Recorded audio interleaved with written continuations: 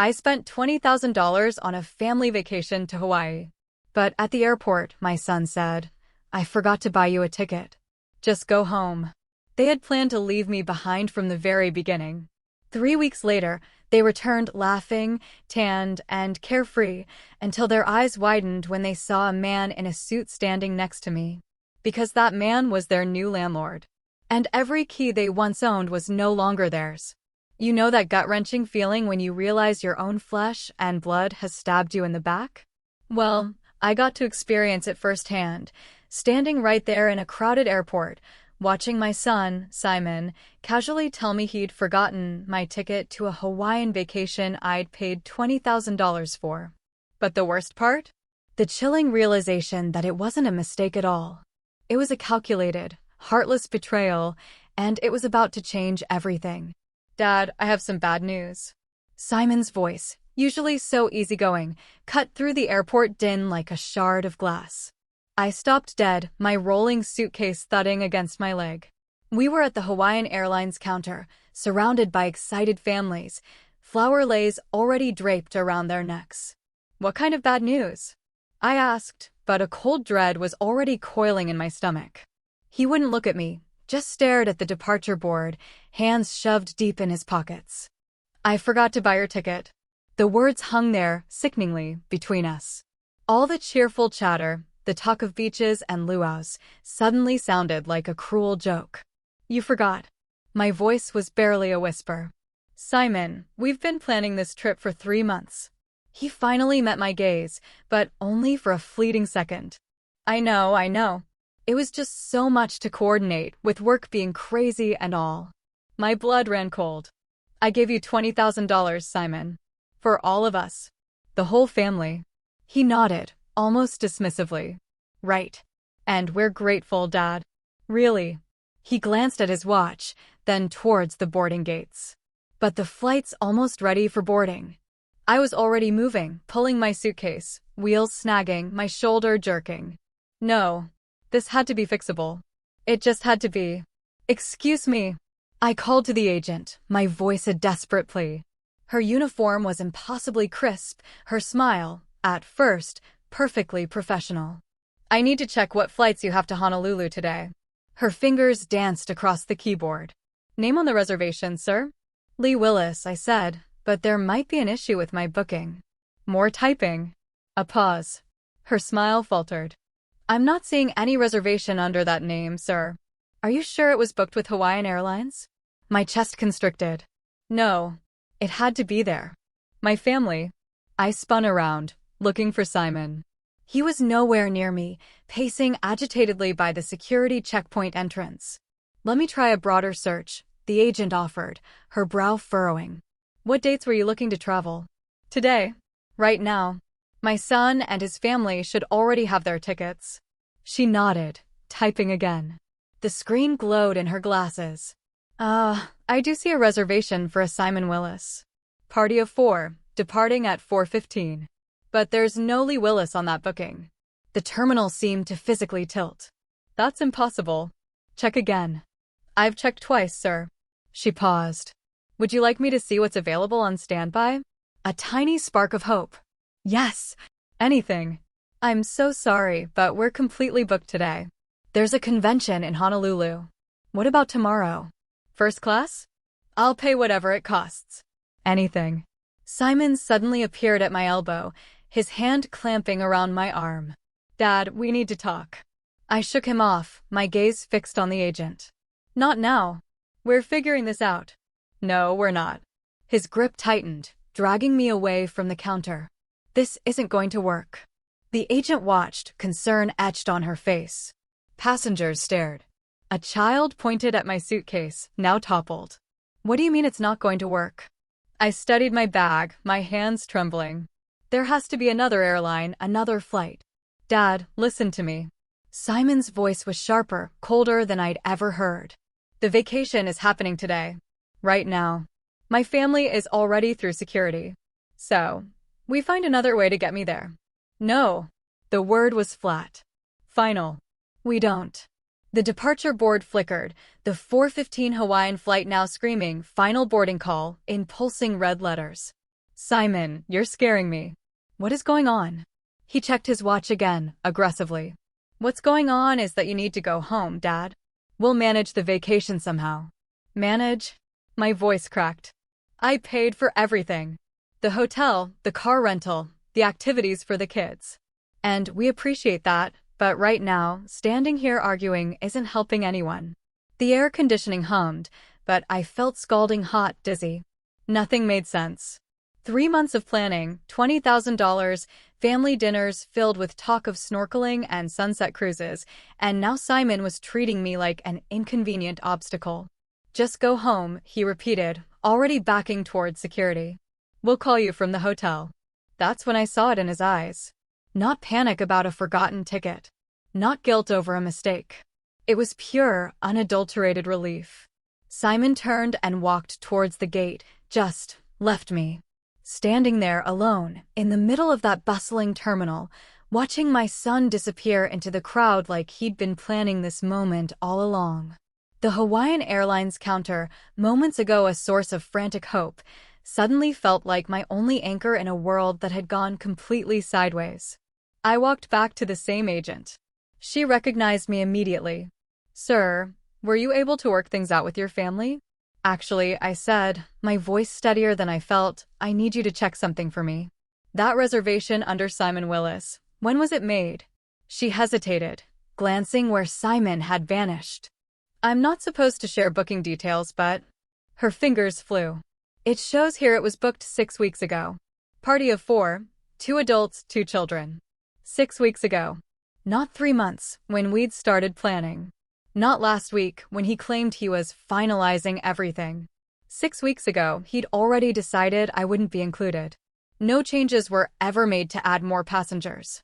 No, sir, she confirmed softly. The reservation has remained unchanged since the initial booking. My legs went weak. I gripped the cool metal counter. What about other airlines? Anything to Honolulu today, tomorrow, this week? She checked, her expression growing more sympathetic. I'm afraid it's convention season. United has a waiting list of 47. Alaska is booked solid through next Tuesday. Next Tuesday. The words tasted like ash. The vacation would be half over by then. There is one option, she offered quietly. Southwest has a red-eye tonight, 2 stops. Gets you in Thursday afternoon, but it's quite expensive without advance booking. $1,800. I reached for my wallet, then stopped. In the distance, I could see Simon's gate. He'd be there now, probably texting Fern, telling her the problem had been dealt with. The agent's voice seemed to come from a long tunnel. He knew, I said, more to myself than to her. All along, he knew.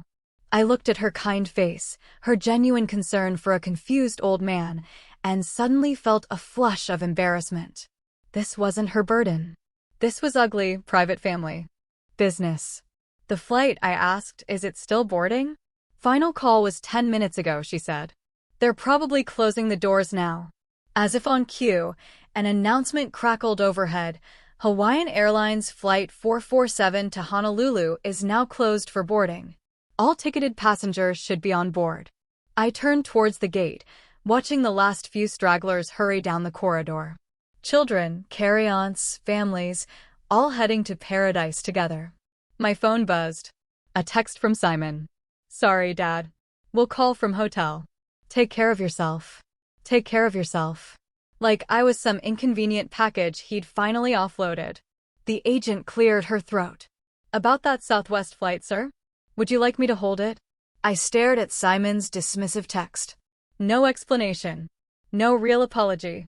Just a casual wave goodbye after taking $20,000 and 3 months of my hopeful anticipation. No, I said, sliding the phone into my pocket. No, I don't think so. Are you sure? I can hold it for 15 minutes. I'm sure. Because suddenly, standing there in that terminal, the scent of coffee and the rumble of luggage all around me, something crystallized. This wasn't about a forgotten ticket. It wasn't poor planning. It wasn't even just Simon's selfishness. This was about who they thought I was. Who they thought they could treat like a fool. The departure board updated. Hawaiian Flight 447 now read, departed, in stark black letters. Simon and his family were airborne, probably toasting with complimentary drinks, congratulating themselves. I picked up my suitcase. I wasn't defeated. Not anymore. Every step away from that gate was a step towards clarity. They'd made a calculation about Lee Willis, that I would quietly go home, maybe grumble, and ultimately accept being discarded. They were about to learn how monumentally wrong they were. The automatic doors slid open, and I stepped into the afternoon air, already planning my next move. My destination wasn't Hawaii, but it was coming. And it definitely wasn't the one they expected. The taxi line was long, but I welcomed the wait. It gave me time to breathe, to let the chaotic fragments in my mind settle. Where to? The driver asked, a tired, middle-aged man who'd seen it all. Oakland, Montclair District. I sank into the back seat, Simon's pathetic text still glowing on my phone. As we pulled away from SFO, I watched the Bay Area landscape roll by, houses where normal families were probably sitting down to dinner, sharing their days, making plans, not calculating how to exclude their own father. Rough day? The driver asked, catching my eye in the rearview mirror. Getting rougher by the minute, I mumbled. I'm not one for talking to strangers, but the anonymity of the taxi was strangely liberating. Ever have your family turn on you? He chuckled, but there was no humor in it. Brother, I've got ex-wives who've been planning my downfall for years. Family's the ones who know exactly where to stick the knife. The knife. Yes, that's exactly what it felt like. Sharp. Precise. Aimed at something vital. As we drove, I started replaying the past few months in my head. March, when I'd first mentioned doing something special for the grandkids. Simon's immediate, almost too enthusiastic, "Dad, that's a great idea. Leave everything to me." April, sitting around Fern's dining room table, looking at glossy hotel brochures. Pearl, my granddaughter, practically bouncing in her chair. "Oh, Lee, this is so generous." Sol, her husband, usually quiet, nodding along. But now the signs were screaming. Simon insisting on handling all the bookings. Fern's subtle suggestion I might be more comfortable in a different hotel, just in case the kids get too noisy. Pearl's offhand comment about how older folks sometimes prefer different activities. They'd been conditioning me to expect separation all along. "You know what the worst part is?" I said to the driver's reflection. "What's that?" "They thought I'd just take it. Roll over and play dead." "You planning to prove them wrong?" I watched the Bay Bridge cables cut sharp patterns against the sky. I'm 68 years old. I worked 43 years as an engineer. I raised a son who apparently thinks I'm some kind of fool. But I didn't survive this long by letting people walk all over me. The driver chuckled. "Now you're talking sense." My phone buzzed. A text from Fern. "So sorry about the mix-up, Dad. We'll bring you back something nice from Hawaii." Mix-up. Like it was some clerical error, not a calculated, deliberate betrayal. I thought about the $20,000 I'd transferred to Simon's account 6 weeks ago. Easier to book everything from one source, he'd said. How easily I'd trusted him. How completely I'd been played. But as we exited onto Highway 24, heading towards my quiet house in the Oakland Hills, something inside me hardened. The hurt was still there, a raw, fresh wound. But beneath it, a pressure was building, like water behind a dam about to burst. They wanted to treat me like a doddering old man, easily discarded when convenient. They wanted my money, but not my presence at my own grandchildren's vacation. Fine. This particular old man still had a few moves left. The taxi pulled into my driveway just as the sun dipped behind the hills. The house looked exactly as I'd left it 3 hours ago, neat, quiet, ready for a week of absence. But I wasn't the same man who'd locked that front door with such joyful anticipation. "That'll be $47.50, the driver said. I handed him $60. "Keep the change.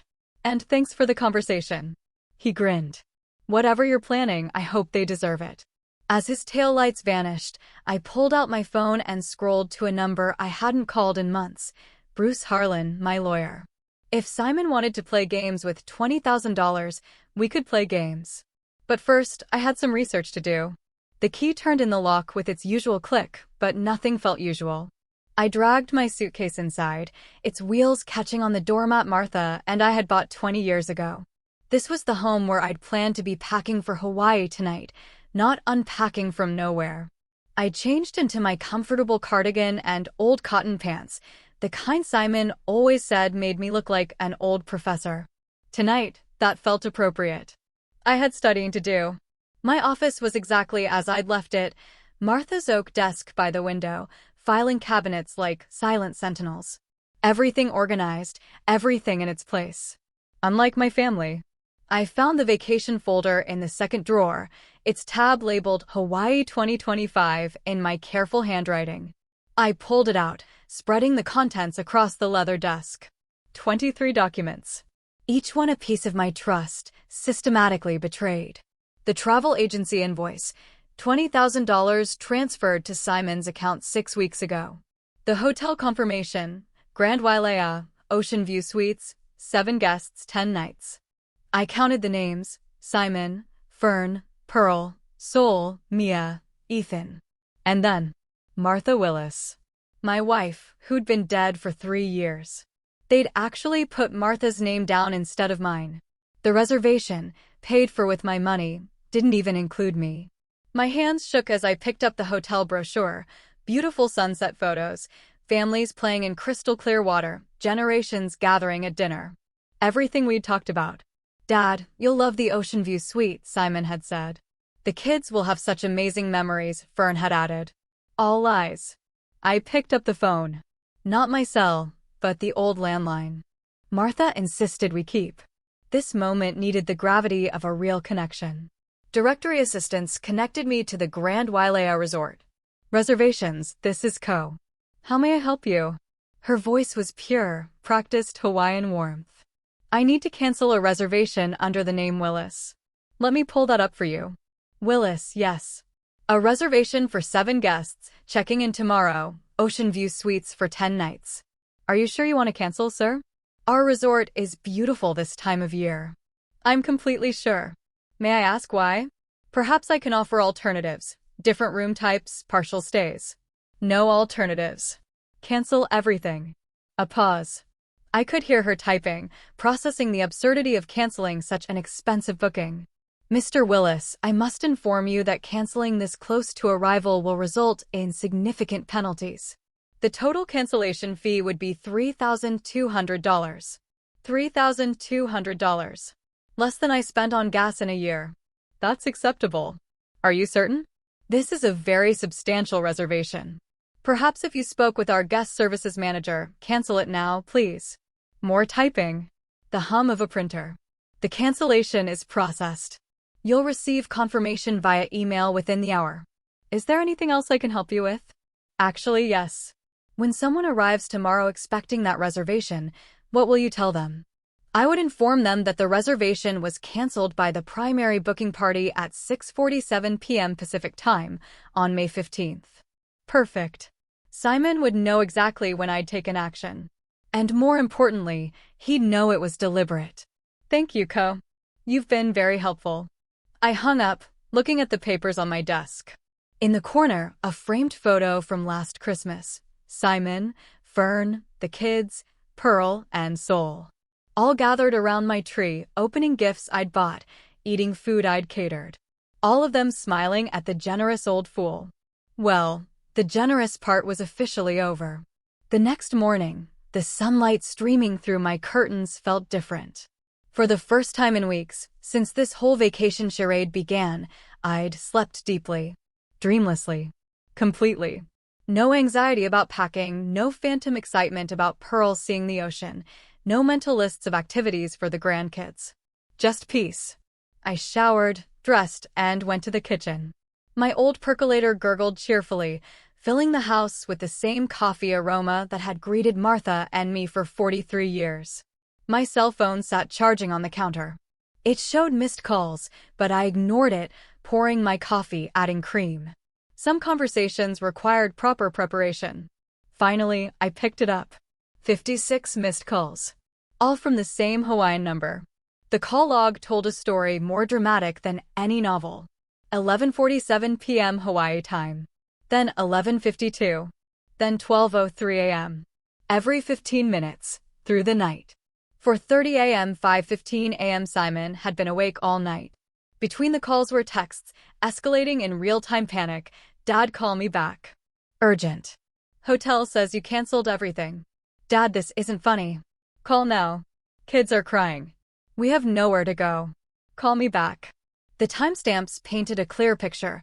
They'd arrived at the Grand Wailea around 3 p.m. Hawaii time yesterday, exactly 6 p.m. California time. Just as I was hanging up with Ko, they'd walked up to that beautiful resort desk, excited, tired from travel, probably already planning their first sunset dinner, only to discover they had no rooms. I carried my coffee to the living room, settling into my favorite armchair by the window. Outside, my neighbor walked his golden retriever, the same route they'd taken every morning for 12 years. A normal Tuesday for everyone else. My phone buzzed again, another Hawaiian number. I let it ring. A voicemail notification popped up moments later. I played it. Dad, I don't know what you think you're accomplishing, but you need to fix this right now. We spent the night in the hotel lobby.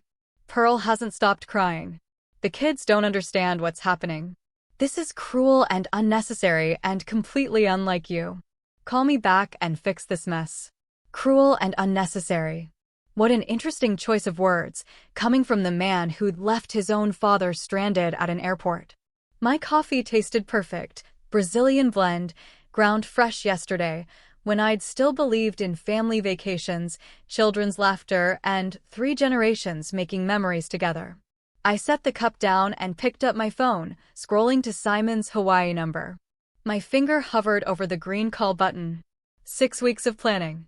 $20,000, transferred without question. 3 months of excited conversations about snorkeling, luau's, teaching Mia to body surf. All of it orchestrated to exclude me. Simon wanted to talk? Perfect. I had plenty to say, too.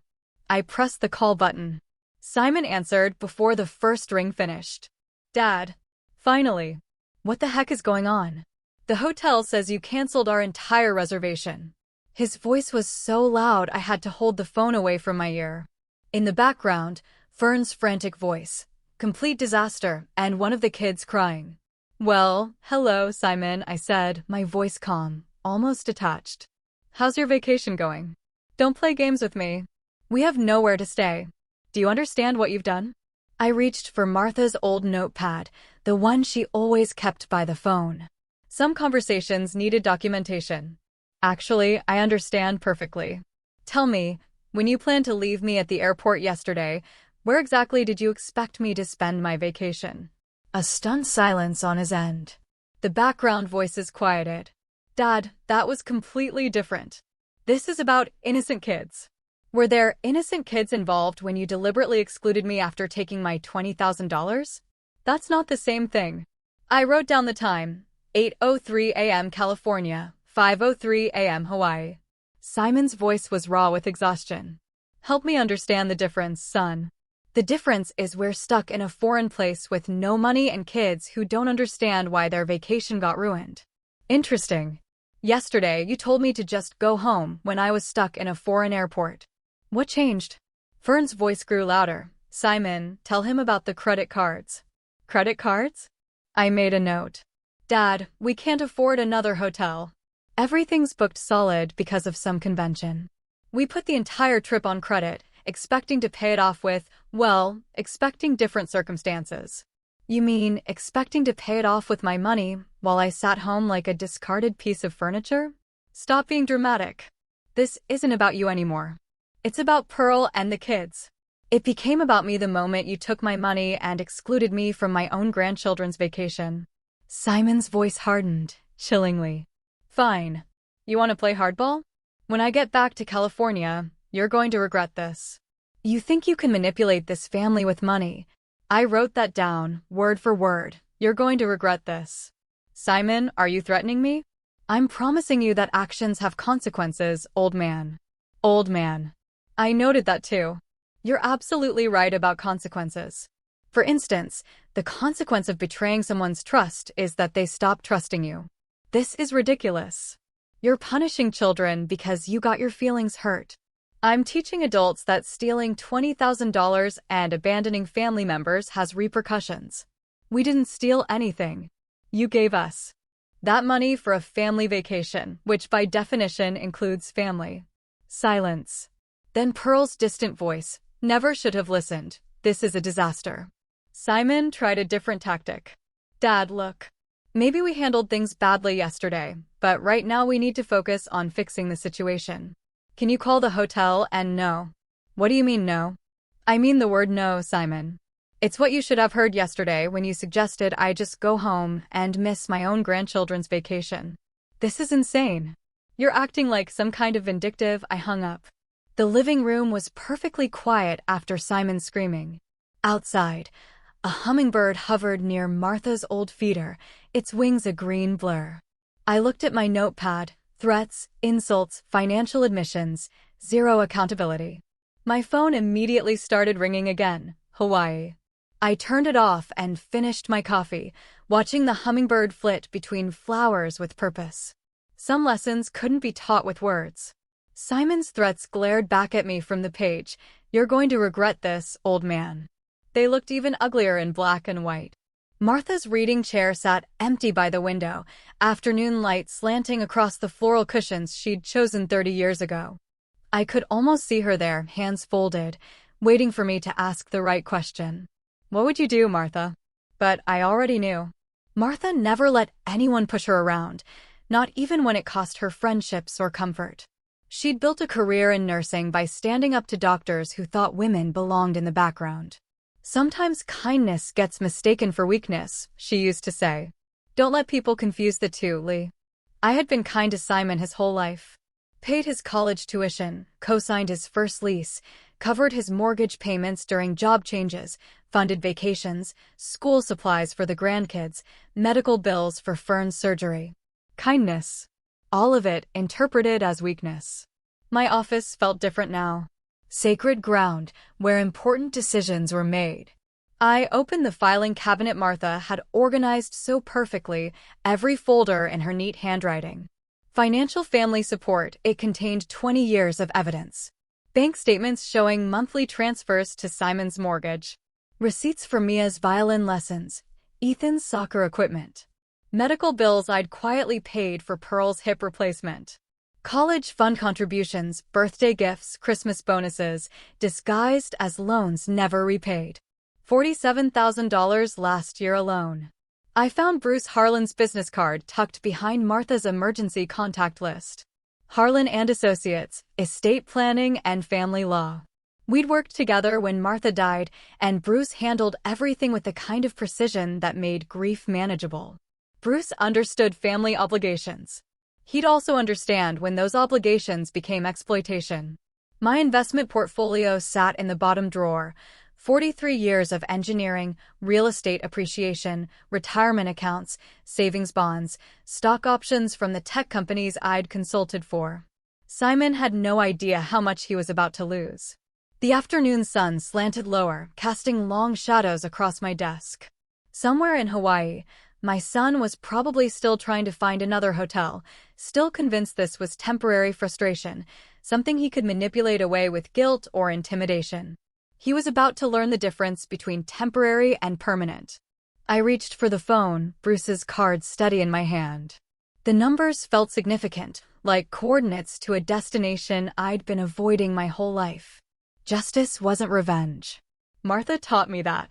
Revenge was messy, emotional, ultimately unsatisfying.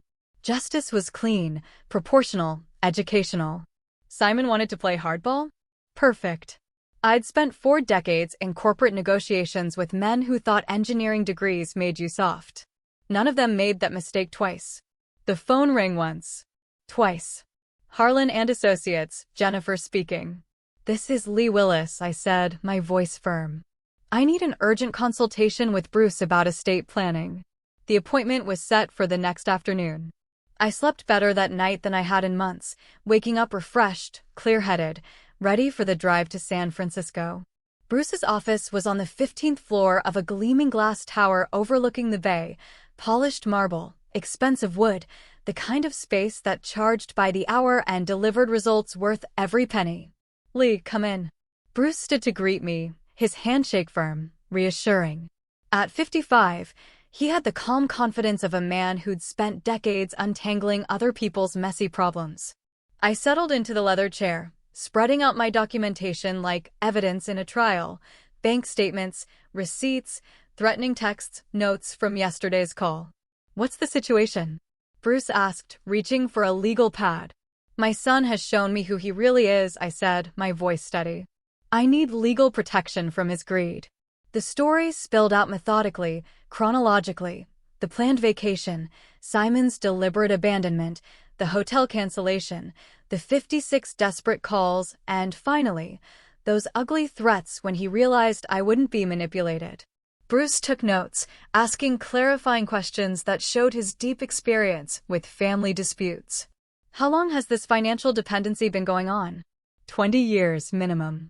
I have documentation back to his first mortgage. And the threats were specific. I wrote them down verbatim. I slid the notepad across his desk. "You're going to regret this, old man. Actions have consequences." Bruce studied the notes, his expression grim. "Lee, this sounds like attempted financial coercion in California. That's grounds for disinheritance, with legal protection against challenges." Meaning, if you choose to modify your will, we can structure it to withstand any attempt by Simon to contest it in court. The relief was physical, like shedding a crushing weight I hadn't even known I was carrying. "I want him completely excluded," I said. "Everything I've built goes to organizations that will actually use it for good." Bruce opened his computer. "Let me walk you through the options. We can establish a new will with charitable beneficiaries, including specific language about why Simon is excluded." For the next hour, we discussed every detail. The Oakland Children's Education Foundation would receive the bulk of my estate. Engineering scholarships at UC Berkeley, a substantial endowment. Local senior services, community development programs, veterans assistance, causes that mattered, run by people who understood stewardship. "The documentation you've provided shows a clear pattern of financial exploitation," Bruce said, reviewing my bank statements. "Combined with the threatening language, it's ironclad grounds for disinheritance." "How long will this take?" "I can have documents ready for signature by next week. We'll need witnesses, notarization, and I'd recommend a video recording of the signing to document your mental competency." "Whatever it takes." Bruce leaned back, studying me carefully. "Lee, this is permanent. Once executed, this will fundamentally change your family relationships." "They changed first," I said. "I'm just making it official." "And you're certain about this?" "No second thoughts about the grandchildren." I thought of Mia and Ethan, their innocent faces at family dinners I'd funded, birthday parties I'd made possible. The children will be better served by scholarship programs than by inheriting money their father would control. Bruce nodded, satisfied. "Then let's proceed. I'll draft comprehensive documents, excluding Simon entirely and protecting your wishes from legal challenge." We shook hands, his grip conveying both professional competence and a deeper understanding. "I'll call you when everything's ready for signature." Walking back through that marble lobby, I felt lighter than I had in years. The law was on my side. Justice would be served. Simon would finally learn that actions do have consequences. The elevator descended 15 floors, and with each floor, a little more of the crushing weight of betrayal lifted. Legal protection was coming. Real, permanent consequences for Simon's betrayal and threats. That week passed in a blessed, peaceful routine I'd neglected for months. Morning walks in my Oakland neighborhood. Afternoon reading in Martha's chair. Evening meals, prepared without rushing to accommodate family calls or visits. No more constantly checking my phone for Simon's travel updates. No more worrying if Pearl would like the restaurant reservations I'd made, or if Sol needed different activities for his arthritis.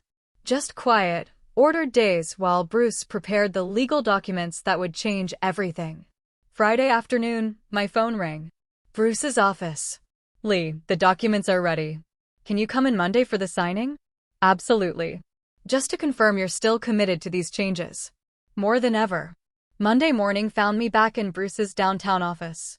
This time, the conference room held more people, his secretary, Mrs. Chin, and a paralegal named David.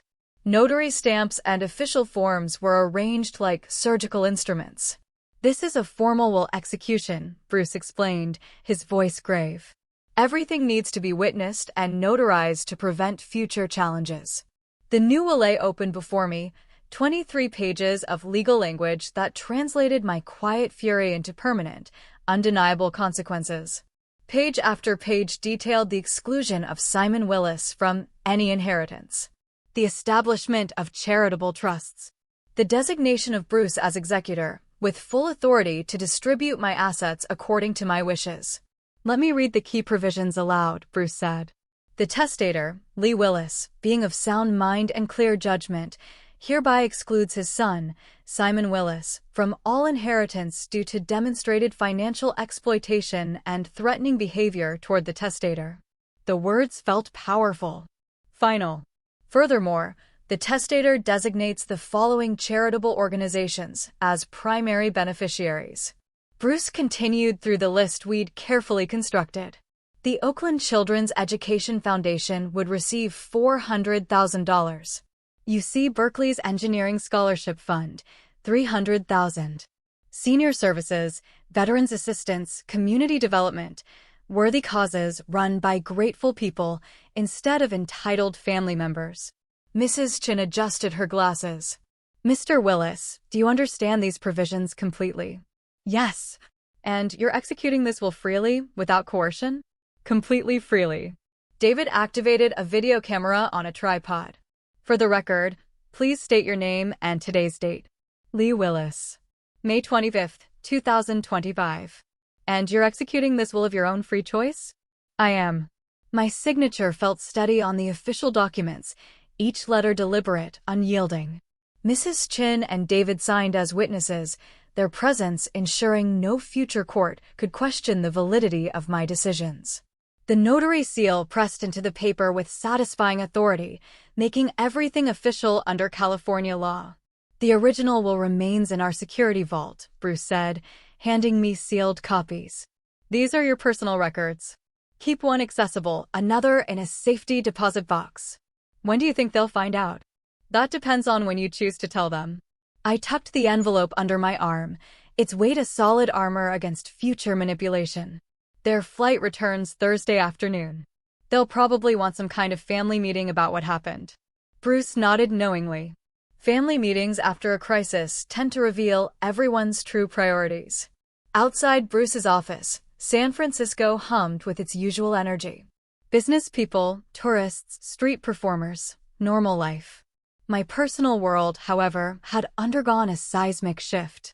The drive home across the Bay Bridge, with Martha's favorite view of the skyline, felt different. She would have approved. Clean. Legal. Proportional justice. Simon had made his choice at the airport when he decided I was disposable. Now he would live with the consequences. 2 weeks later, Bruce and I stood in the international arrivals terminal at SFO. I'd maintained my peaceful routine, but I'd also been mentally rehearsing this moment countless times. Bruce, calm as ever, checked his phone. Flight 441 from Honolulu has landed. They'll be through customs shortly. The leather portfolio under his arm held the documents that would complete our mission. 3 weeks of planning, legal prep, psychological readiness, all culminating here.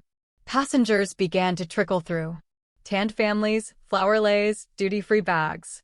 The usual happy chaos of people returning from paradise. Then I saw them. Pearl first, chattering excitedly to Sol about something from the plane. Her oversized hat, a Maui shopping bag. Sol followed, quietly pushing 2 large suitcases, the patient exhaustion of someone who'd listened to travel stories for 6 hours etched on his face. Behind them, Fern and the children. Mia in a grass skirt, clutching a plastic ukulele. Ethan with a lei of fake flowers. Both tired but beaming, scanning the crowd for familiar faces. Simon emerged last, casually checking his phone, a relaxed swagger to his step. His Hawaiian shirt hung loose over khaki shorts. He looked like a man whose problems were firmly behind him. And then, Mia saw me. Grandpa. She broke away, running, her plastic ukulele bouncing. Ethan followed, his face lighting up with pure, unadulterated joy. Grandpa Lee, we missed you so much. Wait till you hear about the dolphins. I knelt, hugging them both, feeling their small arms wrap around my neck. The uncomplicated love only grandchildren can give. For a moment, the weight of what was about to happen pressed against my chest. But then I looked up. Simon had stopped dead. His relaxed vacation aura evaporated as he saw me. And then Bruce. Taking in my lawyer's professional attire, the portfolio. Dad? Simon's voice was weary. What are you doing here? Welcoming you home, I said, standing up, gently positioning the children beside me. How was your vacation?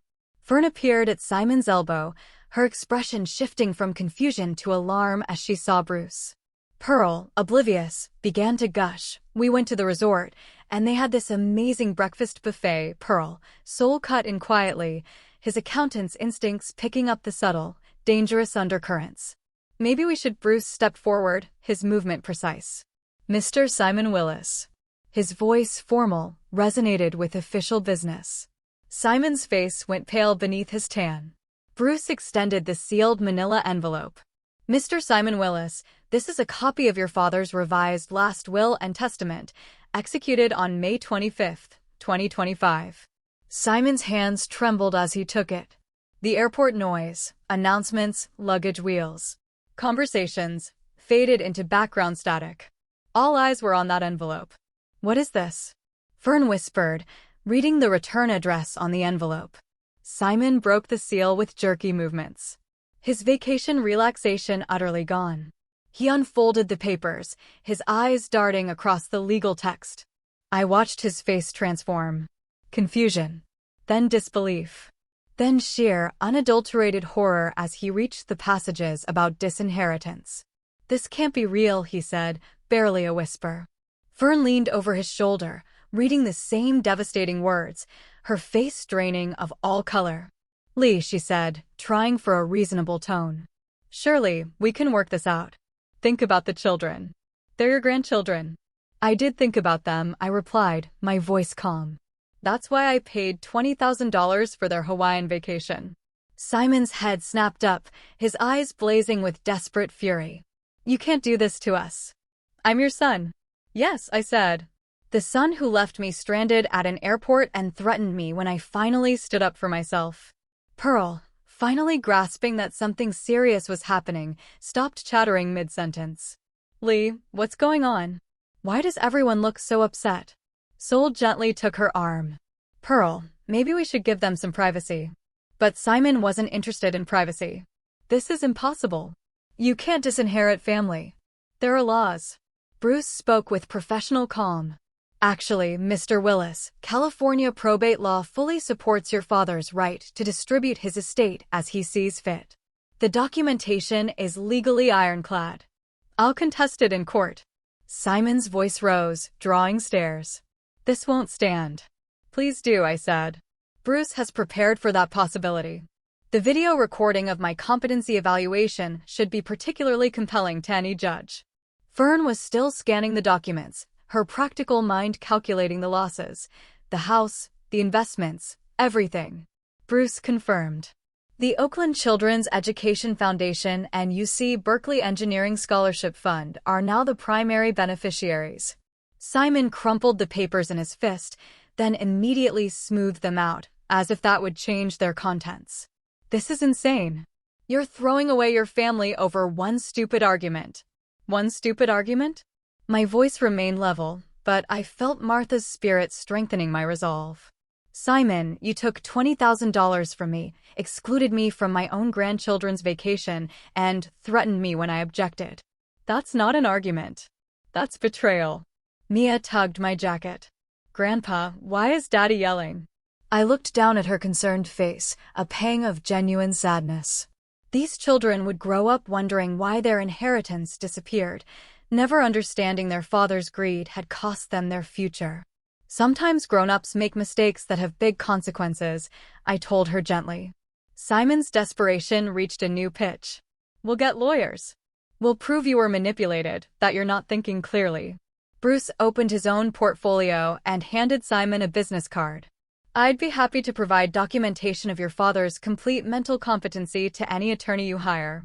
Fair warning, frivolous litigation can be expensive. The family stood clustered around their vacation luggage, the happy memories of Hawaiian beaches already overshadowed by this new reality. Pearl still looked between faces, not fully comprehending. Sol, however, understood completely. His accounting background screamed disaster. Simon, he said quietly, maybe you should have thought about consequences before you acted. Simon whirled on his father-in-law. Don't lecture me. This affects all of us. No, I said firmly. This affects the people who betrayed my trust. Your children are innocent. That's why I've established scholarship funds that will help children like them for generations. Bruce closed his portfolio with finality. Gentlemen, our business here is concluded. He turned towards the terminal exit, and I followed, leaving Simon's family to process their new reality amidst the cheerful chaos of returned travelers. Behind us, I could hear Simon's voice, still calling, still trying to negotiate, still unable to accept that some consequences are permanent. The walk through SFO's corridors felt entirely different from 3 weeks ago. Then I was a discarded old man. Now, walking beside my attorney, I was someone who had reclaimed his dignity through principled action. Bruce and I said little during the elevator ride to the parking garage. The sheer weight of justice, finally completed, needed no commentary. That went exactly as planned, Bruce finally said as we reached his car. Better, I replied. Simon revealed his true character perfectly. No judge would overturn a will after hearing those threats. The drive home took us across the Bay Bridge as evening settled over San Francisco. The city lights reflected off the water, patterns Martha had always loved. I felt her presence, approving of the day's work. You know they'll try to contest it, Bruce said as we navigated through Oakland traffic. Let them. Every lawyer they hire will tell them the same thing you told me. The documentation is ironclad. Bruce pulled into my driveway as the automatic porch light flickered on. The house looked exactly as it had this morning, but everything felt transformed by the completion of justice. We shook hands beside his car. Thank you, Bruce. You made this possible. You did the hard work, Lee. Standing up for yourself took real courage. After his taillights disappeared, I unlocked my front door and stepped into the quiet sanctuary of my home. The familiar smell of furniture polish, the distant tick of Martha's grandmother clock, they welcomed me back. In the kitchen, I made a simple dinner: scrambled eggs, toast, a cup of tea. No need to accommodate anyone else's preferences or schedule. Just food I enjoyed, eaten at my own pace. The evening light slanted through the dining room windows, illuminating the family photos on the mantelpiece, Simon's college graduation, his wedding to Fern, pictures of the grandchildren at various ages. They were still family, yes, but now I could look at them without feeling the bitter sting of betrayal. My favorite armchair beckoned from the living room window. I settled into its familiar embrace with my tea, looking out at the garden Martha had planted and I'd maintained for 3 years. These last few weeks had transformed me from a victim to an advocate, from someone who accepted mistreatment to someone who demanded justice. Martha would have been proud of the man I'd become. Or perhaps, the man I'd remembered how to be. My phone sat on the side table, turned off since leaving the airport. No doubt Simon was still trying to call, still believing he could negotiate his way out of consequences. But some lessons, I realized, could only be learned. Never taught. Tomorrow, the charitable organizations would receive my calls. The Oakland Children's Education Foundation, UC Berkeley's engineering school, the Senior Services Program, worthy causes, run by grateful people who truly understood stewardship. My money would fund violin lessons for children whose parents worked multiple jobs. It would pay for engineering textbooks for students who couldn't afford them. It would provide meals and companionship for seniors forgotten by their own families. Real good, out in the world. Instead of funding more vacations I'd be excluded from. The sun set behind the Oakland hills, painting my living room in shades of gold and amber. Somewhere across the bay, Simon's family was probably still processing the magnitude of their changed circumstances. Pearl, confused. Sol, quietly calculating. Fern, planning damage control. And Simon. Simon would be learning, in the hardest way possible, that actions truly do have consequences. I finished my tea as darkness settled over the neighborhood. Tomorrow would bring its own challenges. More phone calls, possibly legal papers from desperate attorneys, the logistics of updating bank accounts. But tonight, I sat in my own chair, in my own house, surrounded by the quiet dignity of a man who'd finally reclaimed his self-respect. Martha's wisdom had guided me through the darkest period of family betrayal to this moment of peaceful resolution. Justice served. Lessons learned. A future secured. It was enough. It was perfect. It was finally completely mine.